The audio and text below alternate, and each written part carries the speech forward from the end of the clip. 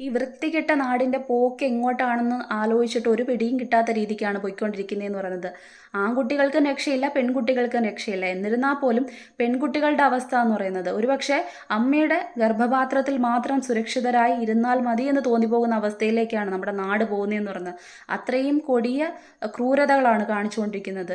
ഒരു പിതാവ് ജന്മം നൽകിയ കുഞ്ഞിനെ, പെൺമകളെ മദ്യപിച്ചതിന് ശേഷം വീട്ടിലെത്തി പീഡിപ്പിക്കാൻ ശ്രമിക്കുന്നു. അത് കാണുന്ന അമ്മ അയാളെ കൊല്ലുന്നു. കൊന്നതിന് ശേഷം അമ്മയുടെ പകുതി ഇരുന്നില്ല, വെട്ടി നുറുക്കി. കർണാടകയിലാണ് ഈ സംഭവം. പ്രത്യേകിച്ച് ആ അമ്മയുടെ പകയോ ദേഷ്യമോ ഇതെന്ത് സ്ത്രീയെന്നോ എന്നല്ല തോന്നിയത്, അഭിമാനം മാത്രമാണ്. ആ അമ്മയോട് ഒരുപാട് സ്നേഹം മാത്രമാണ് തോന്നിയത്. കാരണം ഇതുപോലുള്ള കിങ്കരന്മാർ അല്ലെങ്കിൽ കാലന്മാർ ഈ ഭൂമിക്ക് ആവശ്യമില്ല, ഒരു ഭാരം തന്നെയാണ് അവന്മാർ. ഇനിയും ഒരവസരം കൊടുത്ത് സ്വന്തം മകളല്ലേ നിങ്ങൾ ഇങ്ങനെയാണോ കാണിക്കേണ്ട ബോധം വരുന്ന സമയത്ത് അവനെ പറഞ്ഞു പഠിപ്പിച്ചിട്ട് ഒരു കാര്യമില്ല. നാളെയോ അവൻ അത് തന്നെ ചെയ്യും. ഇന്ന് സ്വന്തം മകളോടാണെങ്കിൽ മറ്റുള്ള കുഞ്ഞുങ്ങളോടും സ്ത്രീകളോടും കാണിക്കും. അത് തന്നെയാണ് ചെയ്യേണ്ടത്.